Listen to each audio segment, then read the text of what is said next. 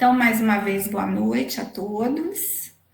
Dando continuidade, hoje é quinta-feira, ao estudo do livro dos médiuns, continuando no capítulo 5, as manifestações físicas espontâneas, já iniciadas na semana passada pelo Eduardo. Vou fazer dos itens 86 até 90.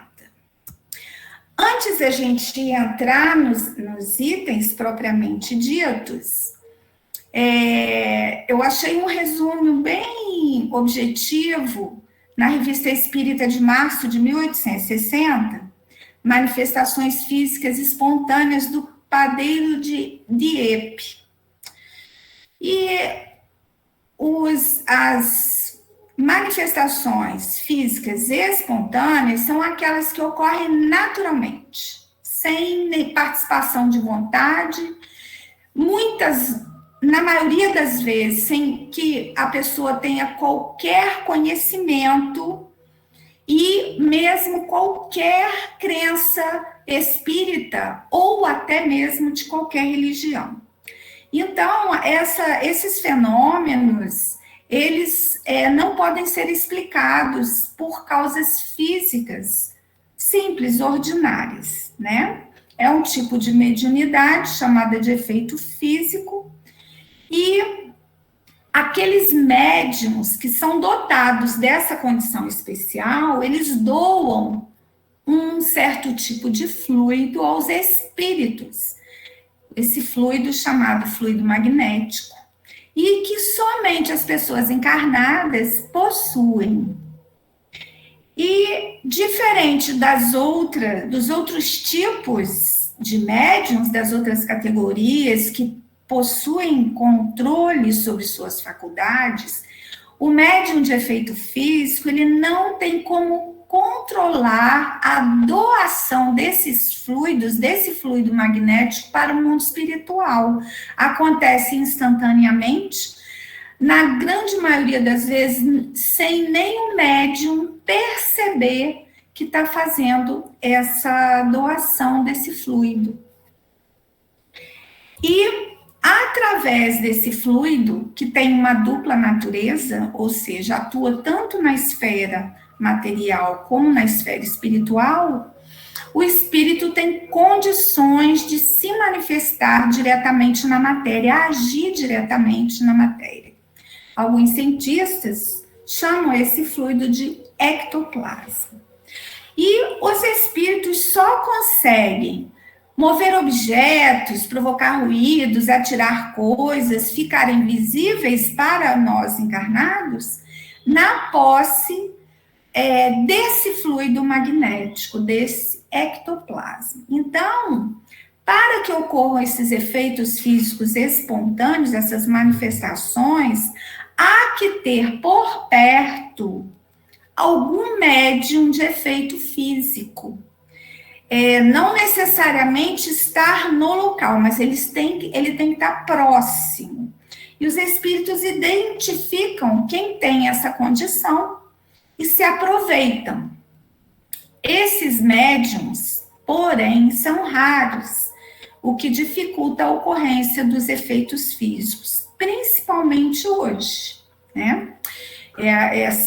Essas informações estão na Revista Espírita de março de 1860, na história do padeiro de Dieppe, que mais tarde nós vamos dar uma palavrinha sobre ele. Então, dito isso, nós vamos entrar no item 86, onde Kardec conta de sua própria experiência com essas manifestações físicas espontâneas.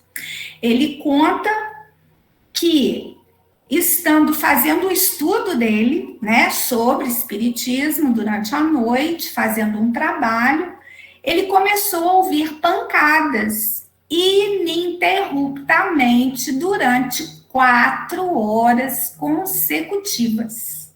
Foi a primeira vez que isso aconteceu com Kardec. Mas ele observou, procurou ver o que era, ver se tinha alguma boia de caixa d'água com defeito, né, Eduardo? Mas não tinha nenhuma causa acidental, nenhuma causa simples. Mas ele também não teve como procurar se aprofundar no que era. No livro Obras Póstumas, ele conta no capítulo A Minha Iniciação no Espiritismo, Meu Guia Espiritual, ele conta com detalhes sobre esse fato. Então, continuando, ele diz que na época ele estava com um contato muito frequente com um excelente médium escrevente, né? Que a gente hoje é psicógrafo, né? Então, no dia seguinte, ele perguntou ao espírito que, por intermédio desse médium, se comunicava com ele, qual a causa das pancadas. E ele respondeu que era o espírito familiar de Kardec que desejava falar com ele. E Kardec perguntou o que ele queria de mim. E o espírito respondeu, ele está aqui, pergunta-lhe você mesmo. E aí, Kardec fez a pergunta e o espírito se deu a conhecer por um nome alegórico, que Kardec depois veio a saber por outros espíritos que pertenciam a uma categoria muito elevada e que desempenhou na Terra importante papel. E aí nós temos dois fatos que nos chamam a atenção. Primeiro, para ter manifestação física espontânea, há que se ter um médium próximo, né? Então, essa é a primeira questão. Estavam na casa de Kardec, ele e a esposa. Em segundo lugar, esse espírito de uma categoria muito elevada, ele usou da manifestação física espontânea para chamar a atenção de Kardec.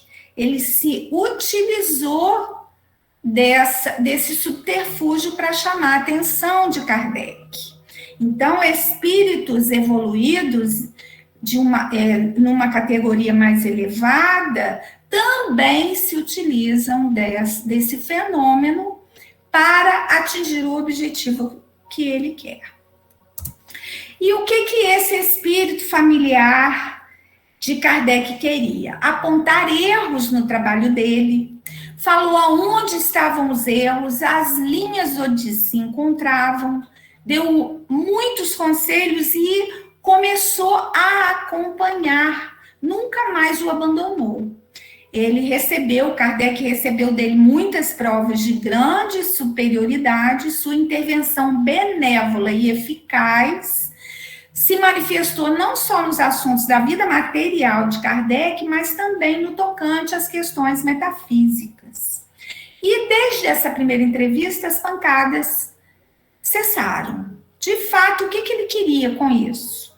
Chamar a atenção de Kardec. Para se colocar em comunicação regular com Kardec, ele chamou a atenção de Kardec através dessa manifestação. Então, deu o recado, explicou, começou a se estabelecer essas relações, as pancadas acabaram. E como eu disse antes, está com detalhes no livro Obras Póstumas. Bom, eu coloquei aqui uma anotação que está no livro Cartas e Crônicas, de Humberto de Campos, né, Irmão X, através do Chico Xavier, contando uma passagem entre Kardec e Napoleão, no item 28. Por que eu coloquei isso? Me chamou a atenção, porque eu procurei, quando eu li essa questão 86, me veio a dúvida, Kardec era médium? E aonde você pesquisa, sempre vem, não, Kardec não era médium, não, Kardec não era médium. Ora, vamos raciocinar.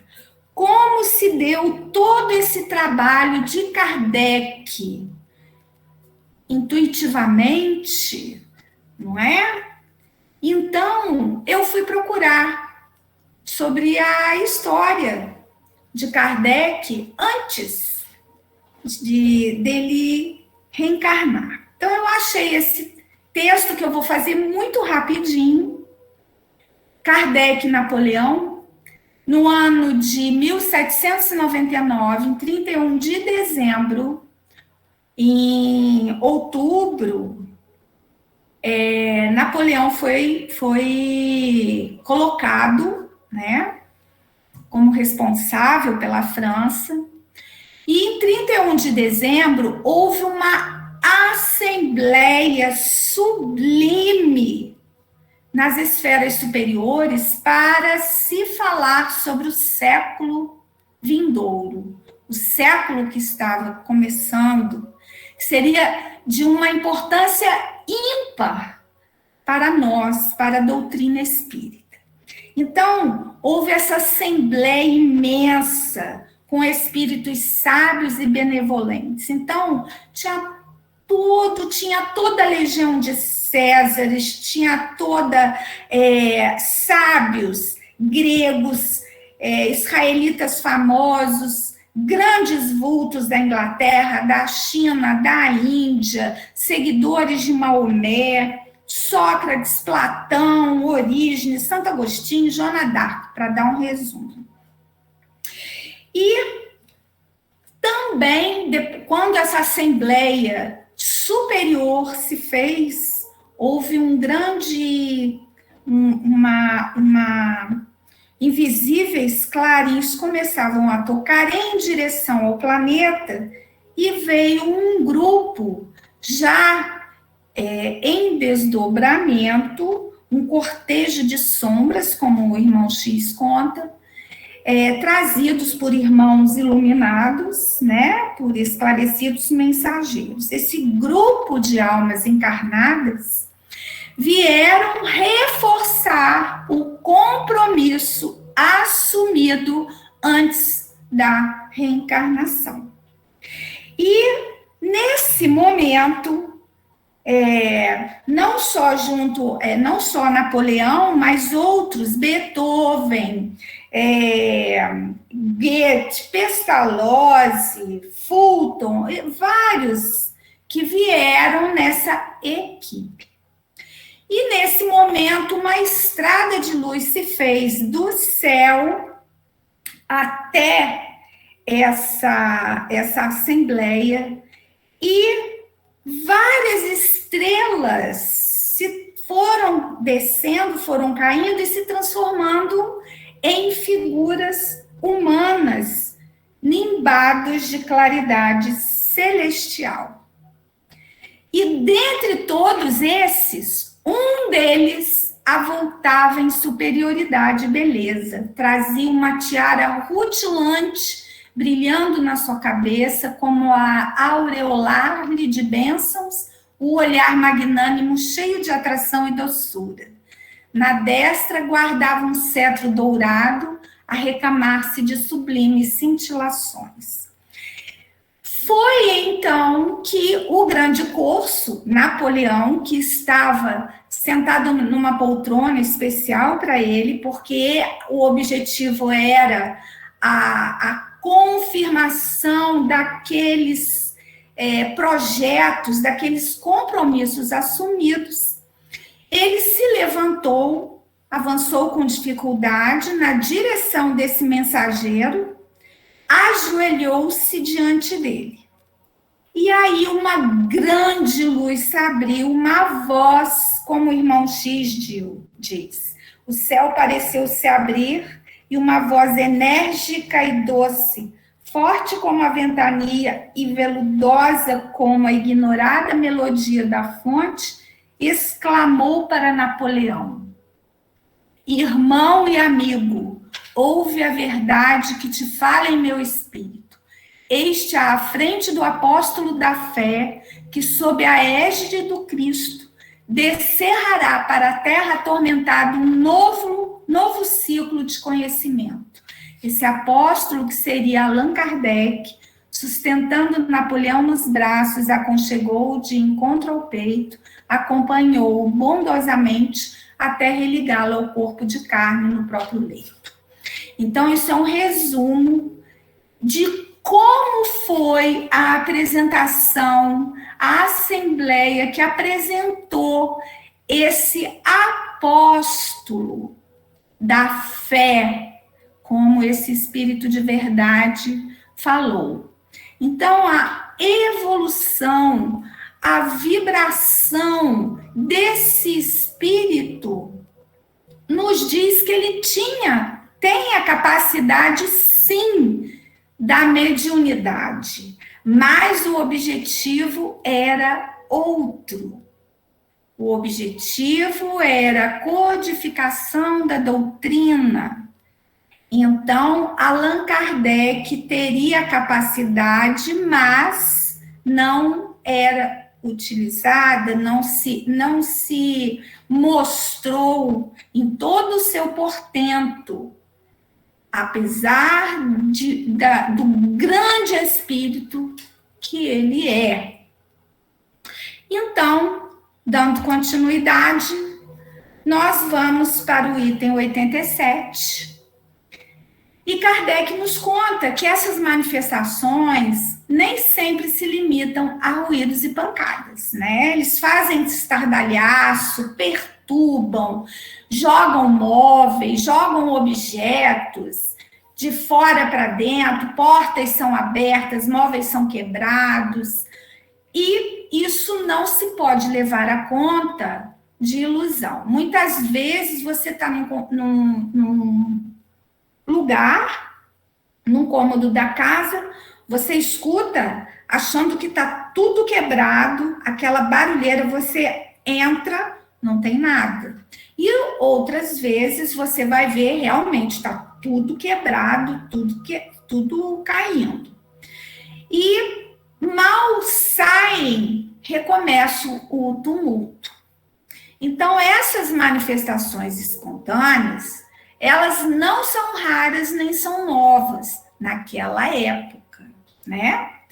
E sempre tem algum lugar a história da casa mal assombrada, né? Assombrada pelo diabo, em que a superstição, a falta de conhecimento, a tendência a colocar tudo na obra do maravilhoso ou de terríveis contos de fantasmas, né?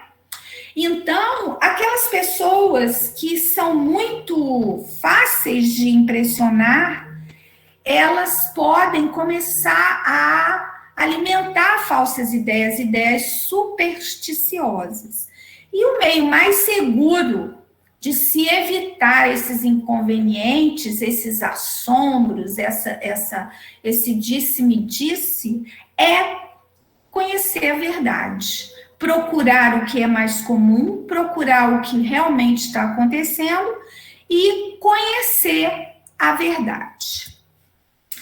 E aqui, só para ilustrar, eu peguei só aquelas observações feitas por Kardec das manifestações contidas nas revistas espíritas, mas eu peguei só essas que ele referiu, porque tem muitas e muitas outras. Né? Na Revista Espírita de maio de 1858, nos meses de maio, junho e julho, tem o Espírito Batedor de Bergzabern. De agosto de 1858, tem o Espírito Batedor de Dippelsdorf ou Dippelsdorf. Na de março de 1860, tem o Padeiro de Dieppe. Na de agosto de 1860, o Trapeiro da Rua de Noyer. E da de fevereiro de 1860, tem História de um Danado. São histórias muito interessantes. A do padeiro, eu fiquei com pena do padeiro, porque o padeiro começou a fazer a massa, começou a trabalhar o padeiro, o ajudante e o sócio dele. E toda a massa que ele fazia se enchia de tudo que era possível que existia ali dentro. Ele perdeu todas as massas que ele fez. Ele teve um prejuízo, segundo a Revista Espírita, de 100 francos, que na época, né? A história de um danado era uma casa que tinha a história de que era assombrada, e um senhor comprou essa casa e ele apareceu morto. E o filho dele foi morar nessa casa, e quando ele entrou, ele levou uma bofetada. E aí ele pediu ajuda. E foi, através de São Luís, foi feita uma evocação, e esse danado, esse espírito foi apresentado, extremamente agressivo, violento. E nós vemos durante o decorrer desse relato, a evolução, o reconhecimento, o arrependimento, toda através das preces. Então, todas são histórias muito interessantes. Todos estão nas revistas espíritas. No item 89, como nos exemplos anteriores, esses fatos, essas manifestações, não raro, elas se apresentam como verdadeiras perseguições. Kardec fala da história de 6 irmãs que moravam juntas e que todas as manhãs encontravam suas roupas espalhadas, rasgadas, cortadas em pedaços, por mais que se tomasse precaução de trancar a chave, de tomar conta, não valia. E o que acontece com as pessoas, aquelas pessoas que estão nessa situação, que são perseguidas, que são vítimas desses espíritos levianos ou espíritos violentos? Elas são taxadas de loucas. Por quê?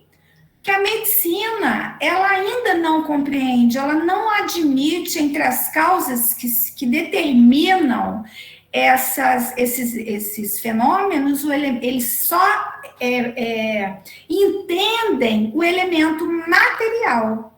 Então, esses erros, dando essas pessoas a conta de loucas, elas são sujeitas a tratamentos absurdos, né? E futuramente a medicina vai definir esses tratamentos com uma forma bizarra, porque a medicina futuramente está começando a reconhecer o elemento espiritual nesses transtornos. É óbvio que alguns casos, e também vamos encontrar isso nos relatos na Revista Espírita, de obra de malícia ou de malvadez, né? Como, por exemplo, a história de uma pessoa que queria sair da casa onde ela estava, mas ela não tinha como, não tinha motivo, ela começou a fingir que se atiravam coisas na casa dela. Então, tem que se admitir que também existem seres humanos que são maliciosos, que são malvados, com más intenções. Mas, se tudo for avaliado e se perceber que não esses fenômenos não são obra do homem, do ser humano encarnado, que eles são obra ou do diabo, né, como dirão alguns, como foi no início das irmãs Fox, ou dos espíritos, como dizemos nós. Mas que espíritos, né? E aí Kardec continua no item 90, dizendo que os espíritos superiores, do mesmo modo que entre nós Homens retos e sérios não se divertem a fazer charri-varri. Do contrário, aqueles inferiores, eles fazem isso apenas para se divertirem. Eles são mais levianos do que maus, riem dos medos que as pessoas ficam e das pesquisas inúteis, daquelas procuras para saber o que causam aquele tumulto. Em alguns casos, a intenção é louvável, porque eles querem chamar a atenção, por exemplo, obviamente aí, no caso de Kardec, foi um espírito evoluído, um espírito superior, mas esses espíritos também, eles querem se colocar, chamar atenção para se comunicar com algumas pessoas, ou para dar um aviso proveitoso, ou com o fim de pedir alguma coisa para eles próprios, né? Muitos pedem preces, outros querem pedir o cumprimento em seu nome de alguns compromissos que eles não puderam cumprir, e outros, para amainarem a sua própria consciência, querem reparar uma ação má que praticaram quando vivos. De qualquer forma, eles usam sempre um médium que cede o ectoplasma, o fluido magnético, para que eles possam atuar dessa forma. Geralmente, Kardec continua, não precisa ter medo, né? Ela pode ser inoportuna, a presença desses espíritos, mas raramente ela é perigosa, né?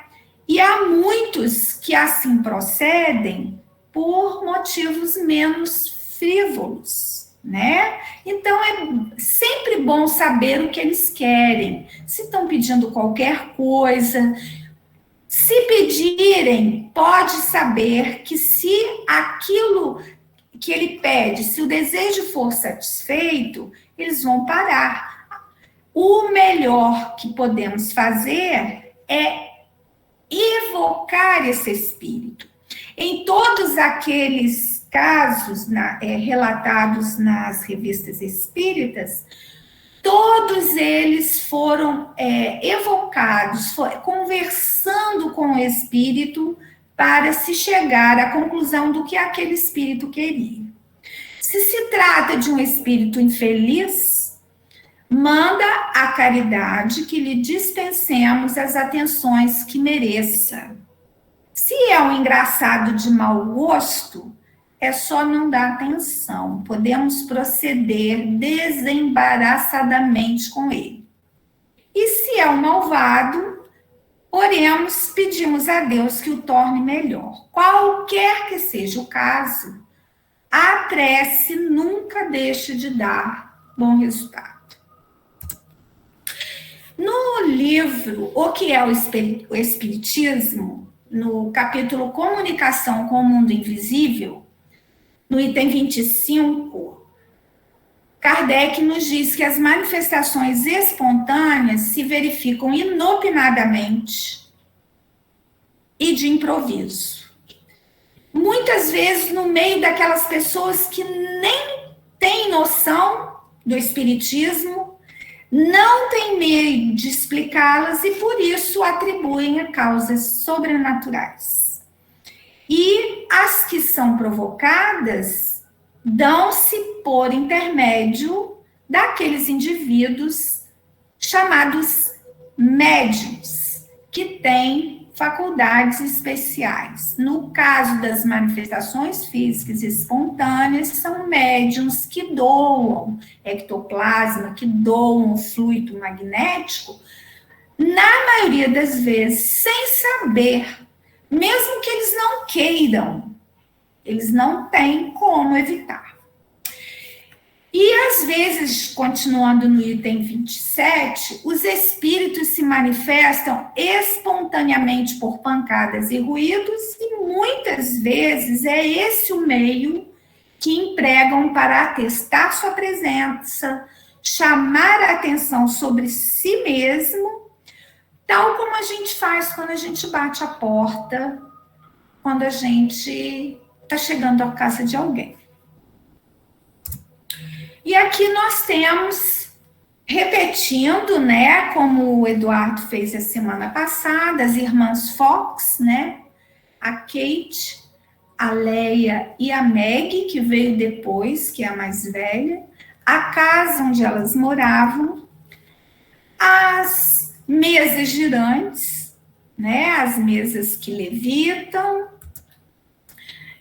mais uma vez, sempre frisando que precisa de ter um médium com a capacidade de ceder o fluido magnético, o ectoplasma, para que esses atos, esses movimentos, eles aconteçam.